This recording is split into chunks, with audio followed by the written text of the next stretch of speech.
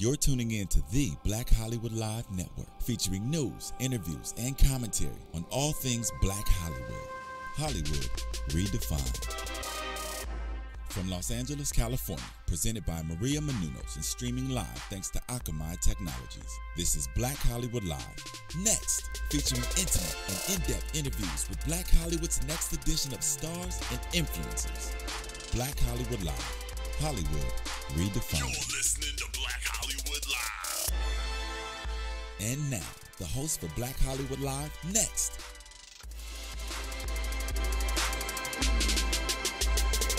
Hello guys, welcome to Black Hollywood Live Next, where we profile Hollywood's up-and-coming stars. I'm your host, Jessica King, also the producer of Fox's hit show, Dictation. Check it out. And I'm joined by comedian extraordinaire. What's up, guys? Nick Perdue here. Wow, Nick Perdue here. what's up, guys? Nick Perdue. Anyway, we have a very special guest today. Right. He's low on fuel, guys. Don't mind him. We have a very special guest today. Please welcome, from my crazy roommate, Hottie Williams. Thank you, guys. Thank you for joining us. Man, it is my pleasure to be here. No, it's our pleasure. It is. How about we're mutually pleasure? Okay, I'll How take about it. that? That's what I always aim for. Mutual pleasure, right? Yeah. There you go. I love your name, by the way. What's the background? Well, behind? thank you so much. I'll let my parents know. No, it's Shout out to the parents. Exactly. Shout out to the Williamses. They're doing a good job. It's actually an Indian name. I have another middle name, Prem. That's Prem. And Hadi is actually derived from Vishnu. It's one of the Hindu gods of Hinduism. And Prem means love in Sanskrit. So the idea behind the name was divine love. Wow. Nice. Do you ever get confused if your friends are like, look at that hottie over there? You're like, what?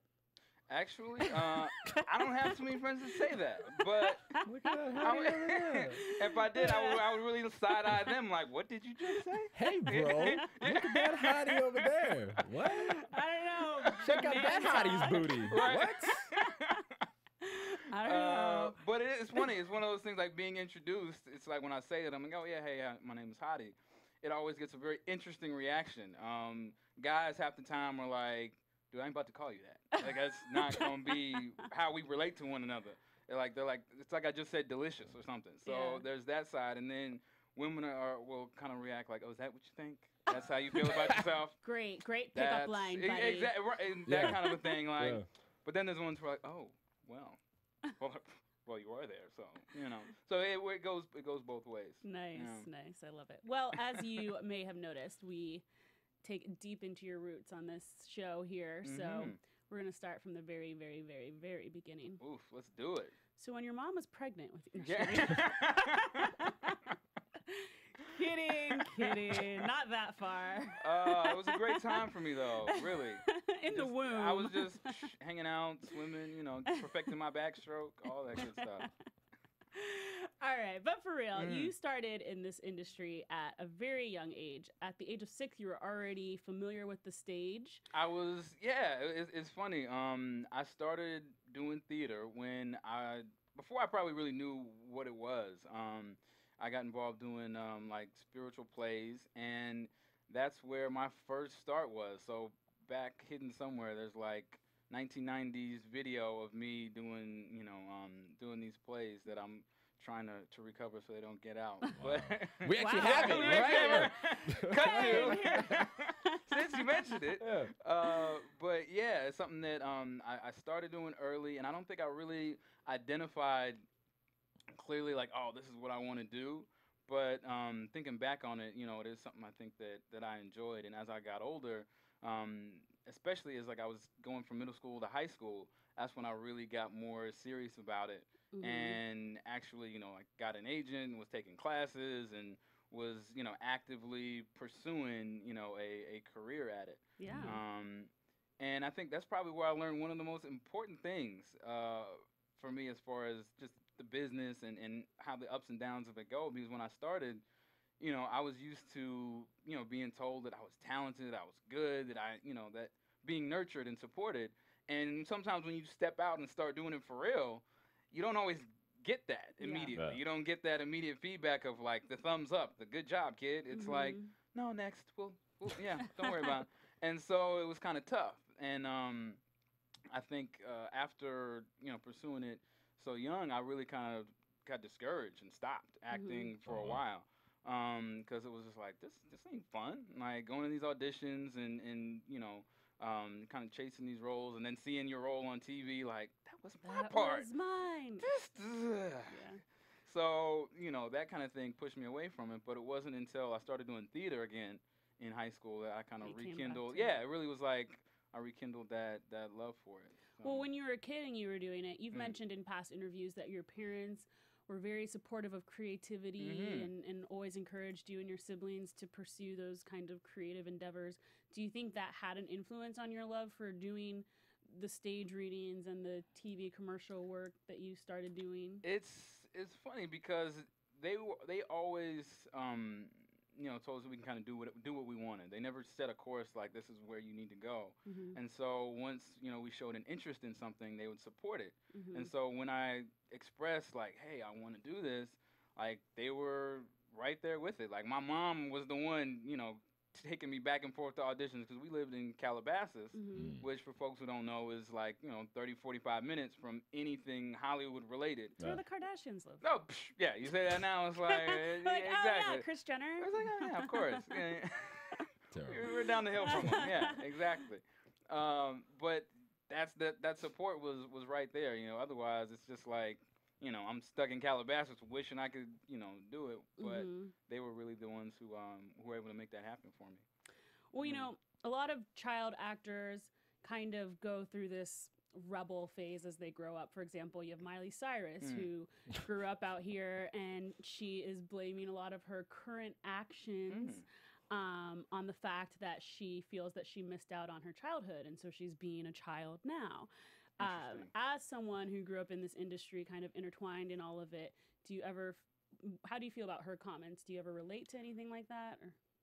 I'll tell you, I don't really, because I didn't really have much success as a kid. Like it wasn't like I had a whole a bunch of work that happened and my life changed and it wasn't that. My childhood was great, but it was pretty, I guess, regular when you think of like going to school and I played sports for a time, and so it was like a lot of other things that I was doing, and then on top of that I would be going to acting classes and going to auditions.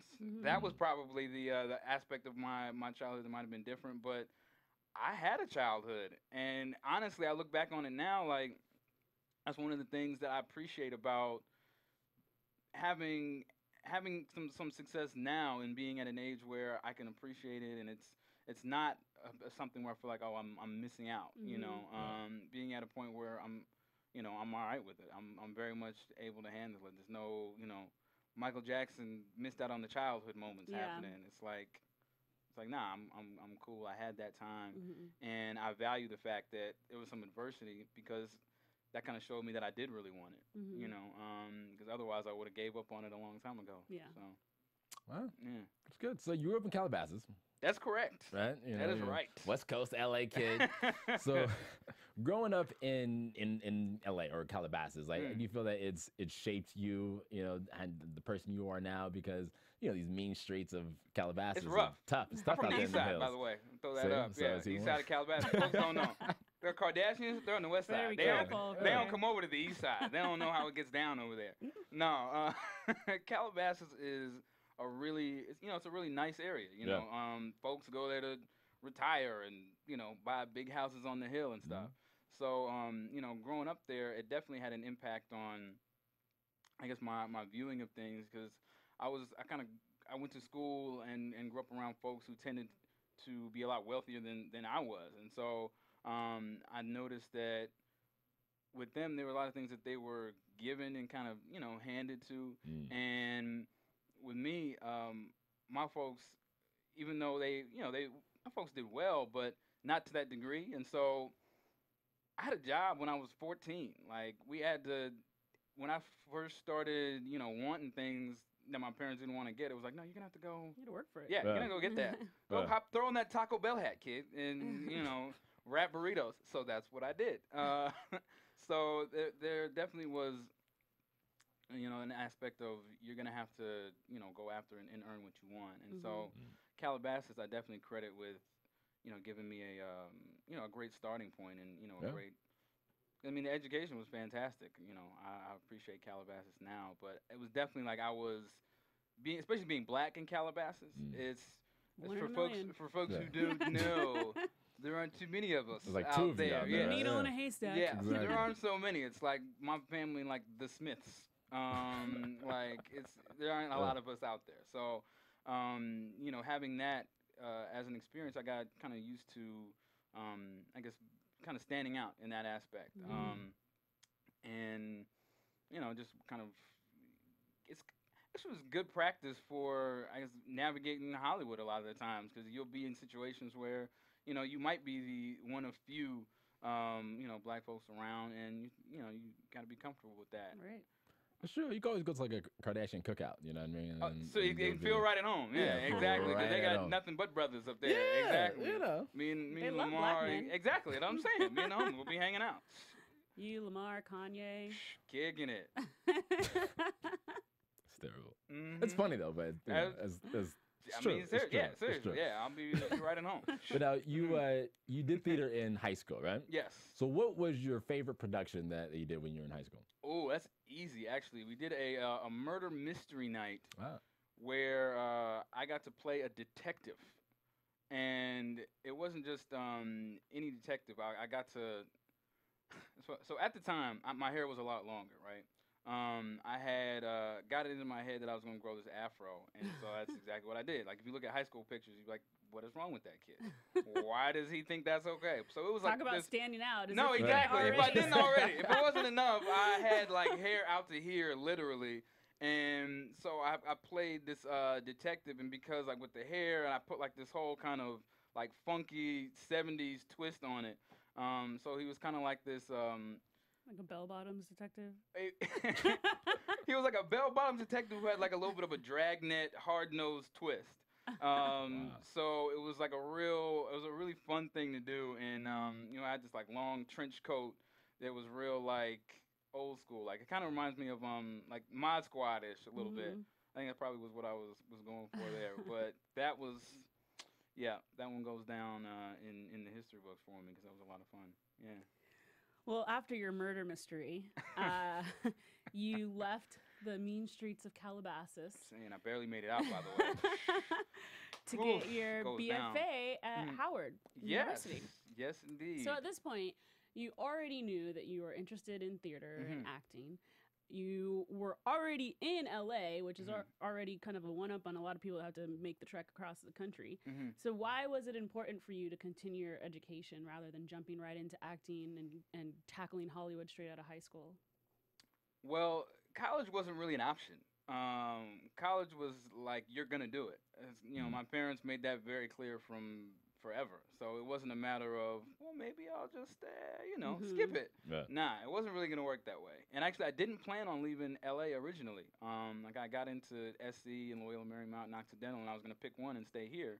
But kind of fate intervened, and Howard had offered me a scholarship, and I went to visit and got like a first-hand taste of what it was like. Oh, these black people, what? And let me tell you, it was over the course of a weekend where I got to stay in the dorms, and like they partnered me with some students who took me out, and they really showed me what this whole thing was about. And I'm like, oh, I could do this. Yeah, I could do this. I'm ready to get this on. So once that happened, I mean, I was glad to leave LA for something different. DC at that time and even now, it's a completely different, sensibility and the culturally, and the mix of people is different, and attitudes, and just, geography I think determines a lot of what an environment is like. And so DC is much more city-like and compacted than LA being so spread out. And so I fully embraced the opportunity to do something new, and it was great.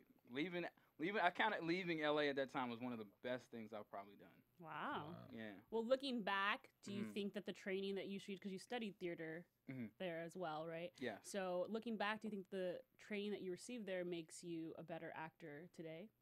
Yeah, absolutely. I mean, it's partly because of the training as far as things I did in class and lessons I learned and note taking and tests and all of that. But then part of it is, a maturing process. And I think to be a great actor, you have to, you have to cultivate life experience. And so Howard was a lot of that for me. It was, much like college can be for a lot of folks. You're on your own for the first time, and so you're discovering things about yourself. You're trying new things. You're meeting new people. You're doing a lot of things where you're growing into who you're gonna be outside of that home that you come from that's familiar to you. Mm-hmm. So it really was a lot of those experiences coupled with the fantastic training that really helped to contribute Mm-hmm. to to where I am now.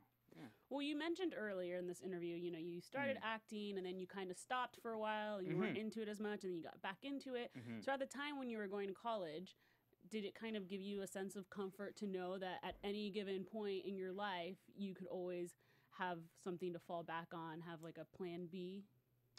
I didn't really think about it that much in college, I don't think. Mhm. Like, I was having a blast. Like, I had a great time in college. Mm-hmm. I'm gonna say that I had. No, yeah, they don't call it Chocolate City for nothing. So that's all I'm gonna say. I had a very good time. Yeah, I'm sure you did. And so, wait, what was the question? I got distracted. Plan B. Right? Yeah. Plan B. No, I didn't think. I wasn't. I don't think I was that forward thinking in college. I wasn't like. I really didn't. I don't think I spent a lot of time preparing for what I was gonna do, which is, probably not the best plan. I wouldn't. If I was, talking to the youth, I wouldn't advise it. But I didn't really graduate with a set plan of what I was gonna do. I figured I would come back here, and eventually that's what I did. But I enjoyed myself a lot there, and I learned a lot and met some incredible people. A lot of the foundation of the folks who are closest to me now are in some way or form, from Howard. Is the number one reason you chose to go to Howard because of their homecoming? That's funny. Not at all, actually. And I only say that because I didn't know about it. I didn't really experience it, growing up. Believe it or not, word hadn't traveled to Calabasas about the illustrious Howard homecoming. I don't know. I missed that newsletter, I guess. I don't know. I wasn't paying attention when that was out. That's funny. So I didn't know about that part of it. It was like they'd offered me a scholarship, which was amazing. And then I went and was like, it Done. It spoke to me. It was like, this is the place. This is where you should be. But now I'll be like, yes, I enjoyed those as well. So clearly, I think what we have gathered from these past 5 minutes and talking about Howard University is that you had a blast. I guess if you want to put a footnote on it and just boil it down and simplify, yes, Blast. you could say that. You could simplify it, and you'd be safe saying that. And you Absolutely. have also mentioned in interviews, you've credited it as an experience of a lifetime. I mean, let us in on the secret. Like, what was like your craziest story from your 4 years I will there? not let you in on my craziest story, but I think Second craziest. the second craziest. What were some of the... It's okay. So I'll relate part of a story. So part of a story? dang, I hadn't even started yet, and you already giving me the upset for it. I'm gonna share. Okay, so there was a time when the thing about going to Howard, and I think with HBCUs, with dormitories, visitation is a big deal. So especially when you're, like a freshman and you have a boys' dorm and you got a girls' dorm, and you have to check in. You can't just walk in. No, right? That's what I said when I got there. It was like, you're making it so much more difficult now. Yeah. You're making it hard for me. But it's separated, and you can't just stroll in when you want to. You have to have somebody actually check you in, and they take your ID, and they write it down, and you got to be out by a certain time. I know, exactly. That's what I'm saying. So given that, it's important to be able to maintain visitation. But it happens, I think, probably every year at some point somebody does something where visitation is taken away. It's revoked. Wait, from that person or from everybody? From everybody. Oh, They'll wow. ruin it for everybody. That's how it goes. It's not like, some people might lose their individual visitation, but trust me, there's enough collective action. Some folks will get together and do something that's worthy of visitation being suspended. So that's bound to happen. And so, classic, like it would any other year, my freshman year, we had it happen, where visitation got revoked. And brothers is upset, because it comes to, it's Friday night, and it's like, so you talking on the phone, trying to have them girl come through. He's like, don't y'all not have visitation? And so this happened one time, and I was like, well, don't worry about it. Look, come through. I'll take care of it. And so she's like, okay, but it's cold, so don't just have me out here. And I knew that down in the basement, there was a side door where you could actually open up, and there was supposedly a camera there, but rumor was that it didn't work. So these are covert moves that got planned, trying to not only like invite this young lady inside, but also avoid, because there's RAs around, we have security and that kind of a thing. So I pulled some Mission Impossible moves, basically, in order to have a young lady visitor. And so, that's kind of what. You succeeded? I did succeed. Wow. I did succeed. I thought you were going to say you ruined visitation for the rest of the year. Oh, yeah, exactly. No, not me.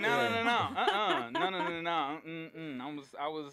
I was better than that. Nice. Like I said, I'd studied Mission Impossible by that time, so I had the moves were coordinated. The intel was on point, so we were good there. There you go. So all you Howard students, Smooth listen. operator. In the dorm, there's a basement. The camera doesn't Camera work. doesn't work. Yeah. So, Probably still out there like that. But it's funny because experiences like that, I took some of those and when I started writing and stuff later on, injected those into stories that I would tell. So life can be inspiring in interesting ways, and so I took that, and it's in a script that called Douglas U, that is actually in post-production now. It's a feature film. So that story is kind of infused into the plot, and it's based on the real life actual experiences. Gotcha. Now, so speaking about Douglas U, because you started this, you produced it, and you wrote it, right? And did you direct it too, or is it? No, I did not. I did not direct it. We had I was fortunate to have, a lot of great people to help me out with getting Douglas U made. Charles Belk was one of the other producers on the film, really, led the charge in taking it from a script to, actually getting it produced, because, no one person can get something done. And so, it was my kind of creative inspiration that was, it's a bit of I'll call it semi-autobiographical. It takes pieces of my own life, but it was a lot of fun to do, and we can't wait to get it out for people to check it out, because it's a funny film that's got its touching moments. It's got a nice little romance sprinkled in there too, so everybody can enjoy it. Yeah, that's how romance starts. Many a love story has been sparked sneaking through a basement. Okay, don't deny it, don't doubt it. We've all been there. So I guess probably what was the main thing that inspired you to put this script on paper and really get it made? Was there one story oh my God, if this was a movie, it would be? It was a collection probably of of ideas and scenes, and the certainly the sneaking in the dorm was one of them, but then there were just characters that stuck out to me that I was like, all right, I gotta write this now. I don't know how it's gonna come together yet, but this needs to be in there. And so that's really how the writing process started, was a collection of kind of scenes that I was like, all right, this would be funny if this happened, and this would be funny if this happened, and we'll put it together somehow. But it was kind of like that, how it started. And, sitting down and writing it out was an incredible learning process, for me personally. And it took, the beauty of writing, I've come to appreciate, is it's not in the writing, it's in the rewriting. So even when, I thought I was done, and then I remember at one point I thought I was done, I had this script and I was trying to show it to people and have them read it, and I had some people who were better writers than me be like, you might want to revisit like page 30 through 60 and rework some things. And so it was like taking the time to go back and revisit the story and kind of fine tune it that ultimately better served the outcome of the film. Yeah. Now you also did a film called Caged Animal. Yes. Right, with Ving Rhames. With brother Ving Rhames. Right. Yes. So yes, what was it like working with Ving Rhames? Ving Rhames, he's an incredible actor. First, he's got such a diverse body of work where he's played such dramatically different characters, and I'm so impressed by that because he does them all very believably. But he's so much like that on-screen persona. Like when I'm talking to him in real life, I felt like any second, like if I said something crazy, he was just gonna like smack the hell out of me. I was like, okay, we're gonna keep it real courteous right now, Mr. Rhames, just so I don't get baby boyed right now. But no, but no, he was dope. He was very giving in the sense that me being a young actor, he had a lot to impart as far as talking about the craft of acting, but the business as well. And he was very gracious in giving it. I was very naturally when you have the opportunity to work with someone who's as legendary as him, I was very inquisitive about his experience and trying to pick up as much as possible. And he was very open about that. And working with him was a pleasure, honestly. Was it intimidating, like going one-on-one, toe to toe with Ving Rhames? A little bit, because if folks don't know the film, he plays like a very hardened like criminal, and so he owns that very well, and he has no problem like carrying that over into whether the camera's rolling or not, he'll just be in it, and so I can think back. This made it into the movie, something that wasn't actually scripted. Like we had started the scene, and I think we'd done it maybe once or twice. And I said a line like I was asking him something, and can I curse on this shit? Yeah. Okay. He was like, "Yo, motherfucker, why you talking so loud? Just talk to me." In his Ving Rhames voice, and I was like taken aback. I was like, "Oh, it wasn't in the script." I was thrown off. I was like, "Sorry, sir, I didn't mean to." But it was like he kept me on my toes because he was all about being in the moment and being true to that character, and so that kind of helped me stay in my role of like this punk kid actually, so it worked out for the sake of what was going on in the scene. Very cool. Well, you now star on Bounce TV's My Crazy Roommate. Yes. There you go.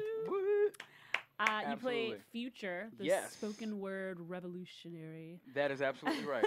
And considering that you're quite the writer yourself, how much of Hottie do we see in Future?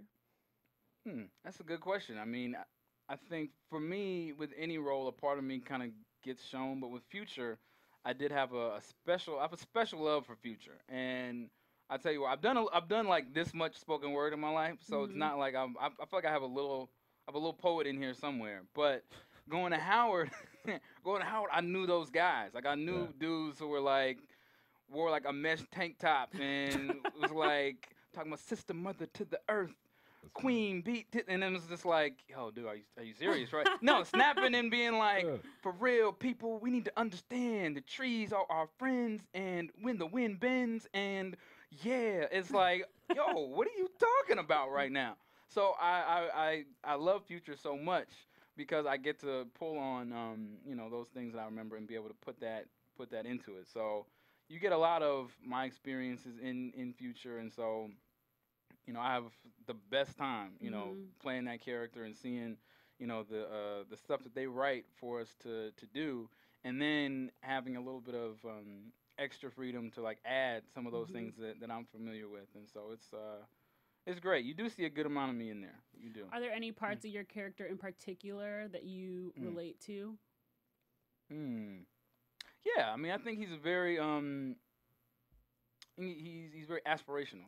He is looking for things to improve. He's not one who will look at a situation and accept it as is. He would look for things to be better than they are.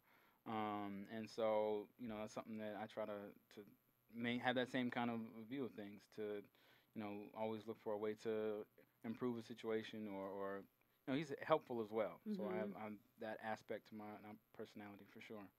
Well, Future is a little bit. He seems a bit Afrocentric, if you will. That'd be fair. My He, brother. he has a pendant or 8. Yeah.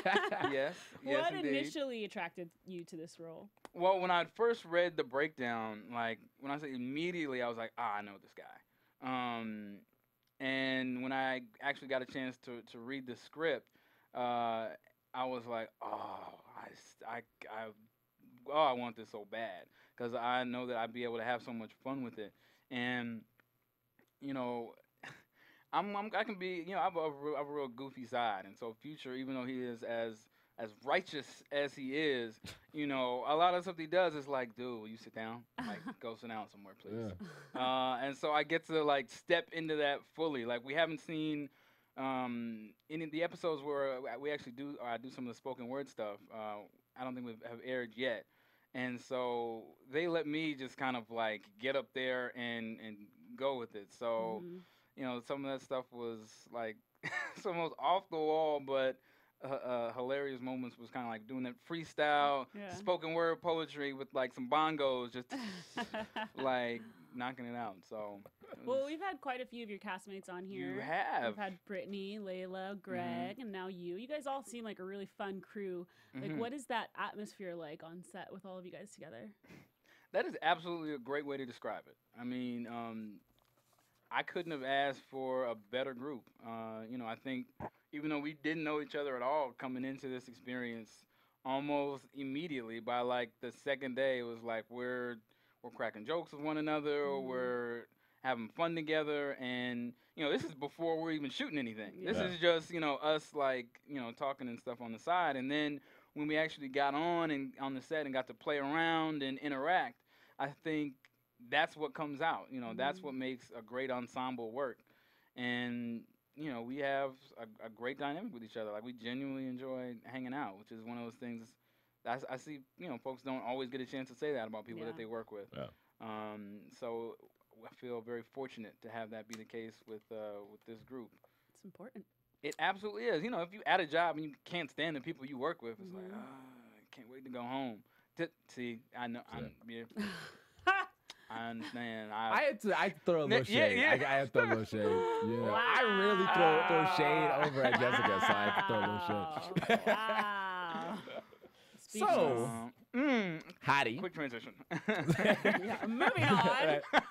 And so, since you write and you produce and everything, what was the experience like really working with Bentley Kyle Evans? He is nothing short of amazing. I mean, this is a guy who's been just involved in entertainment working for years and years and years and has like classics under his belt, like certifiable classics that folks will always remember. But here he is still now trying to, still create, still bring up, new talent that folks may not have necessarily heard of and give them a vehicle to shine. Yeah. And so I was, excited to be able to work with them. And then being able to collaborate and share ideas. And even with all of his experience, having him be open to what me as an actor might be able to bring and say, hey, Ben, is it all right if I try this out? And having him be like, yeah, go for it. We'll see where it goes. I remember the first time we sat down for a table read was everybody and the writers in the room. And, after we got down to it, he said, this isn't an environment of work. I want you guys to come in here and play. I want you guys to come with that every time. And that's where we're going to find, the magic in what we're doing. And so he set that tone from the beginning, and it was infectious. That's cool. Yeah, it was. I wouldn't have asked. He's been incredible. Is it crazy to be like, yo, I have Bentley Kyle Evans in my phone right now? It kind of is though. It Right? kind of is. Like, yeah. It kind of is. I'll be like, yeah, I'm gonna holler at Bent real quick. You know what I'm saying? He may not answer, but I don't let everybody else know that. Yeah. Like, I'm gonna holler at Bent. Oh, he was on the other line. I'm calling him back.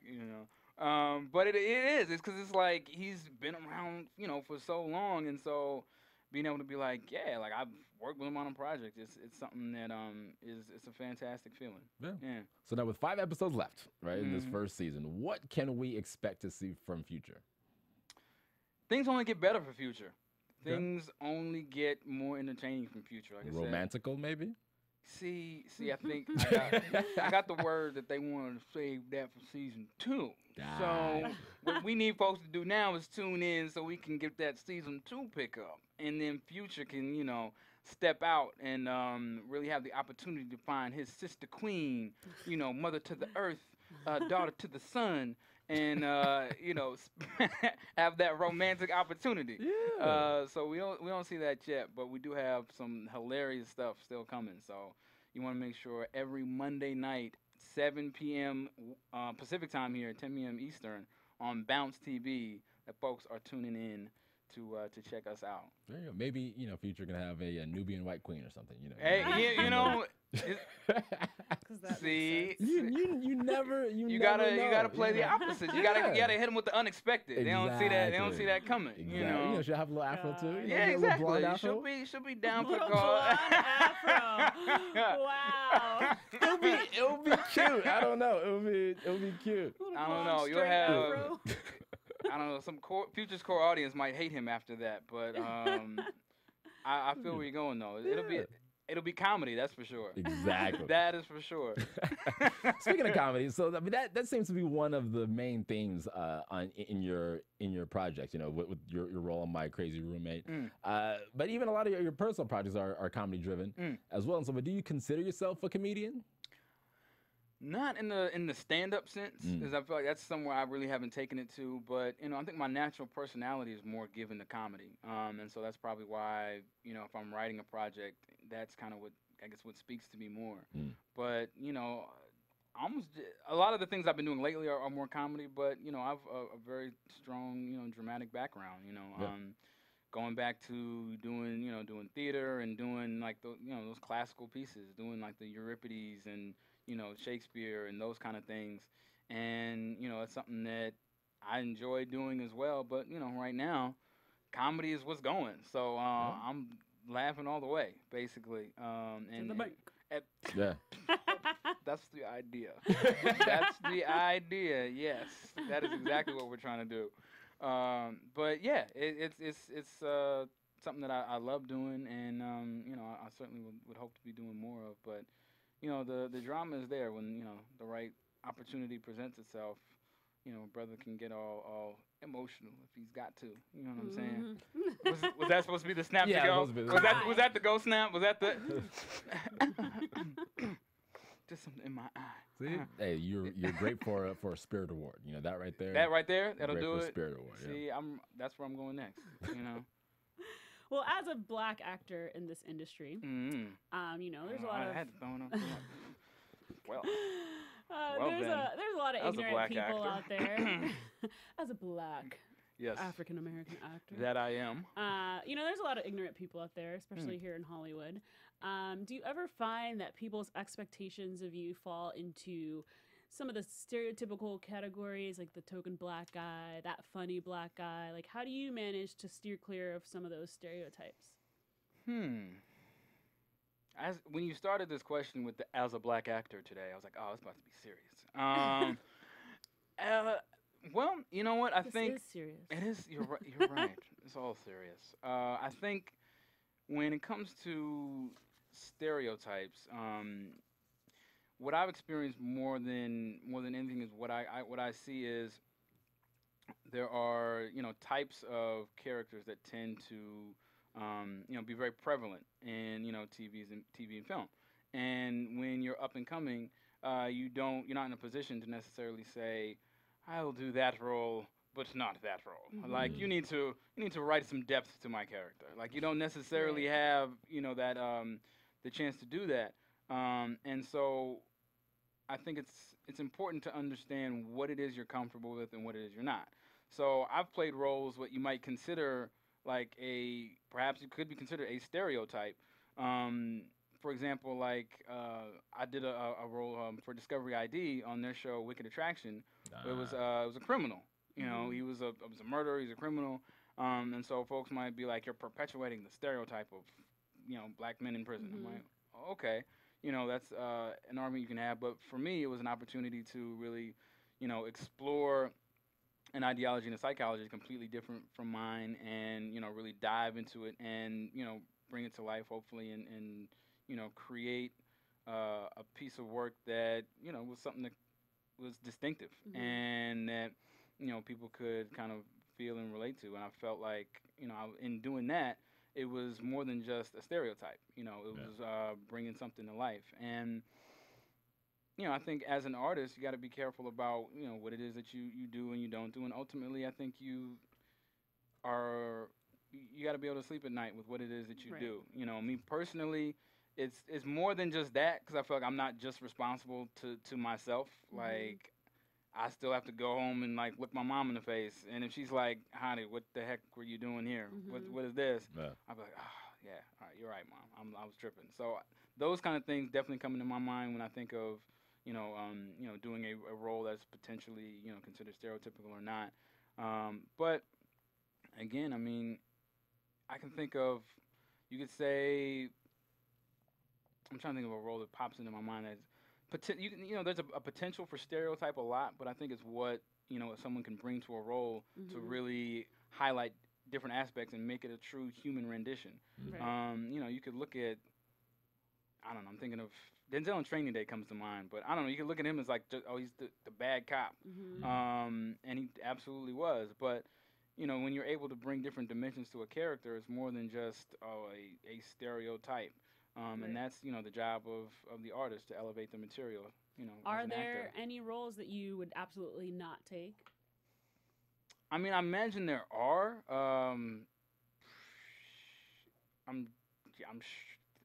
If you could think of like If the you whole see encyclopedia of roles, it'd be like, yeah, I'm sure there's something like, I'm not about to be like that dude from Pulp Fiction. That was your co-star, Ving. No, I wasn't talking about that. No. Wait a minute. No. Hold up. No, I was talking about dude who was chained in the basement. I forget what they called him. But do you remember one dude who's chained in the basement with the latex on his face? Oh, okay, yeah. Okay, so I'm like, I'm not necessarily jumping to do that role. But I don't know. I mean, I guess it would just depend on a lot of what the circumstances are. Who's involved with a potential project. What's the full life of what that character is? Because everybody has times in their life that are regrettable. There are things that you may do. You're like, that you look back on that you hope no one ever knows about or gets to see. And sometimes when you're in a character, those are things that get highlighted. Those are things that are cinematic at times. And so as an actor, you have to be willing to put away some of what those personal withholdings might be and be able to go there and do so in an honest fashion. So, I'm game for a lot of things. So it would have to be something pretty out there to really have me be like, oh, nah, I can't even. I want to throw something out there, but go ahead. No, we're not. What? Holiday Heart. It's so funny as you said, because I asked him about Holiday Heart. Okay. I was like, what was the motivation? What was going on there? For folks who don't know, Holiday Heart was a film that Ving Rhames did where he played a woman in drag, or a man in drag.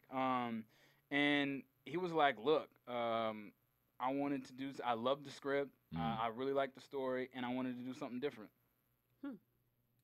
And I'm proud of what it was, and I was like, well, damn, I can't really say much about that, because aside from if a role is not of quality is one thing, but being scared to do something is something else entirely. And I think as an actor, when you embrace the idea of what you're doing, you're bringing life to a character. You have to be open to the full realm of human experience and what that may require you to do. So your personal misgivings may not necessarily be the best thing to serve you in bringing that character to life.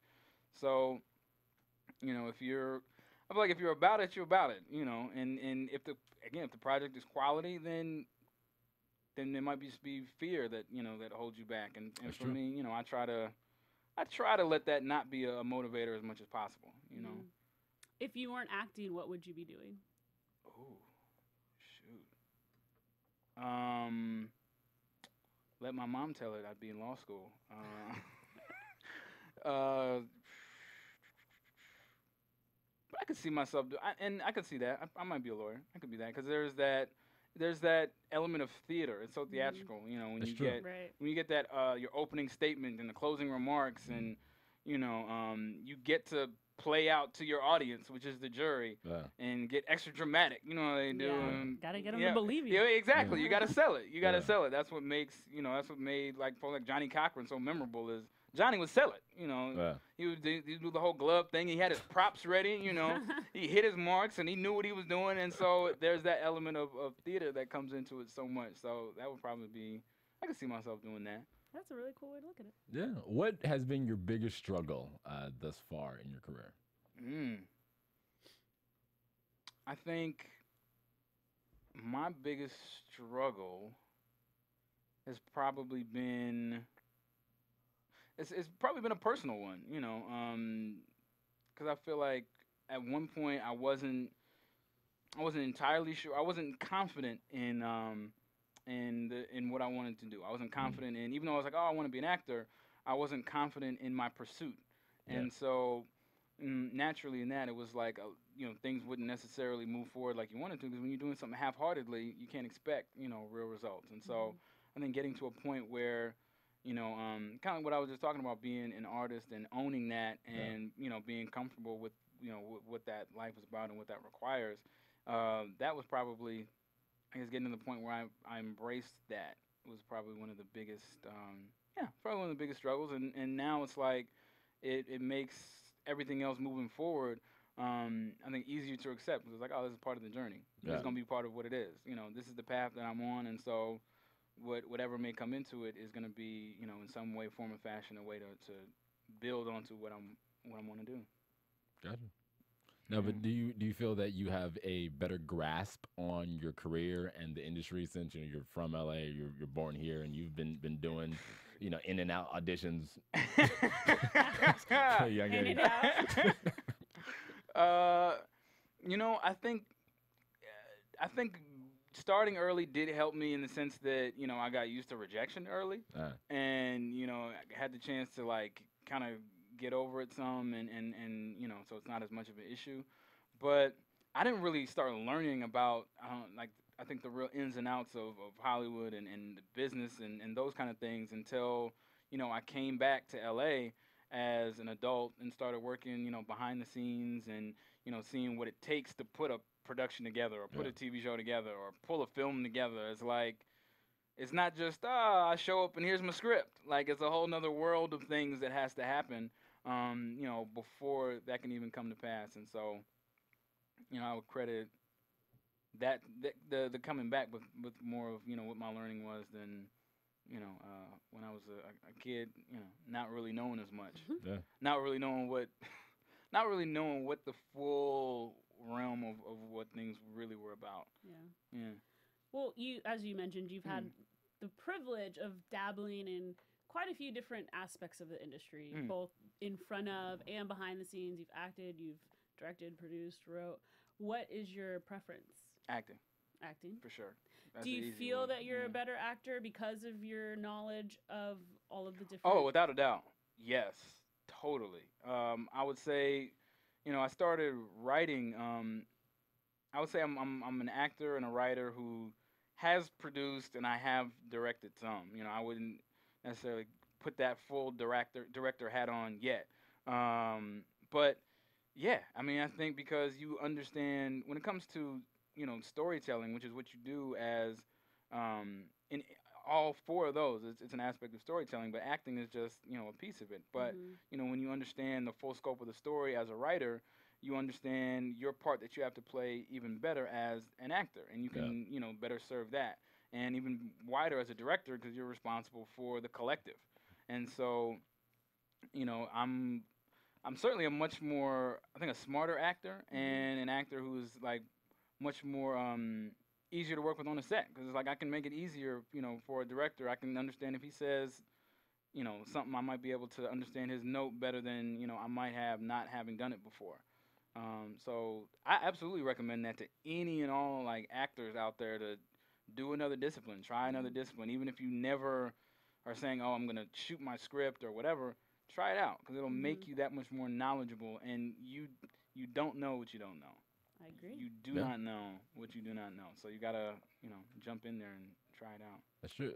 And because you've worked in many different genres, we've done TV, you've done film, and something like that. Even done, or you worked behind the scenes on some game shows and reality TV. Mm-hmm. And, a lot of legitimate actors feel that reality is garbage to say. So how do you feel about the reality TV world, seeing that you've seen the other side? Oh, that I've seen the other side of it. Yeah. Well, I'll say I don't really watch it because I just don't necessarily find it entertaining. Yeah. I feel like it's a very kind of a low level entertainment in my mind. So I don't really enjoy it in that sense. But even then, working on it was a valuable thing because I can understand how those shows come together. And when I look at something and see those moments, and I'm like, yeah, I remember. There's an edit. Yeah, well, I'll be like, oh, okay. And you look at the confessional and you see how they cut him. Like, oh, yeah, that's not what she really said. Oh, okay, all right. I see how they framed cutaway that. right there. Yeah, exactly. It was like, oh, okay. I see how that went. So I do get to kind of experience it with a different set of eyes in that sense. But I value the experience. I hopefully would never have to do it again. Hopefully. But I certainly value the experience of it for sure. There you go. Yeah. Well, you seem to have a lot of great aspirations, and it's become very clear that you're quite the doer. So before we wrap up, we just like to give you a little bit of an opportunity to tell us about any other upcoming projects you might be working on, or what we could expect to see from you, where we could stalk you some more. Ooh, it's kind of like your bragging moment. I feel like you haven't made it until you had like a stalker or two. Right. So just know I'm recruiting. Like if anyone out there is interested, we can work something out. Yeah, we can work something out. But you can find me at on Twitter and Instagram and at Hottie Williams, just my name, Hari Williams. My Facebook page is just Hottie Williams the actor, Facebook.com/Hottie Williams the actor. So you can check out, follow my movements where I might be on there. But upcoming projects, again, Douglas U it's in post-production now. Okay. Folks can visit the site and read up on the film, see the other actors in the film. There's some great talented folks in there like Tommy Ford and D. Woods and so it's at douglasu.com. It's DOUGLASSU as in university.com. And I produce a web series that's currently online at the moment. It's called Houghton U. And it's a comedy, again, set at a historically black college, created by my friend Ashford Thomas, who I went to Howard with. And we both act in it together. And it is hilarious. So I've been told. And so you can check that out online right now, too. It's at howtonu.com. It's just HOWTONU.com. And, upcoming projects hopefully will be a My Crazy Roommate Season 2. Mm-hmm. And aside from that, I'm, working daily right now on writing some new stuff. So, I don't have anybody calling me to be on set at the moment. Hint, hint, hint. Feel free to hit the phone.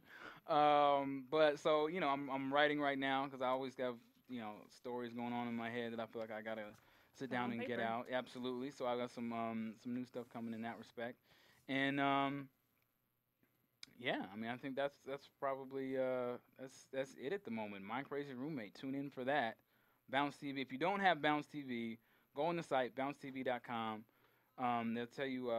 Here in LA, it's 13.2, but wherever you may be watching from, they have a tab that says Find Us, so that they will list exactly your city and state so that you can find out what channel Bounce TV is in your area, so you can tune in every Monday night. Very and cool. check it out. There you go. Well, thank you so much for joining us today. Yes, sir. We're done already. Goodness gracious, you Time guys. flies. It We're does. having fun. I get in here hanging out with y'all on this comfy couch. I don't feel like I want to get up and go anywhere yet, but thank you guys so much for having me. I so enjoyed it. Of course, and you can find me on Twitter at I am Jessica King. Nick, where can we find you? All Just over kidding. the internet. Anyway, I'm just kidding. See this? Got your back. I see. She was. Yeah, you earned that one. You had that one coming. Yeah. You can find me all over the internet at the Nick Perdue. All right, guys. Thanks for joining us. Have a great weekend. Until next time. From producers Maria Menounos, Kevin Undergaro, Phil Svitek, Dario Kristen, and the entire BHL staff, we would like to thank you for tuning in to the Black Hollywood Live Network. If you have questions or comments, tweet us at BHL Online or email us at info@blackhollywoodlive.com. For more exclusive content, visit blackhollywoodlive.com. This has been a presentation of the Black Hollywood Live Network. Hollywood redefined. The views expressed here are those of the host only and do not necessarily reflect the views of BHL or its owners or principals.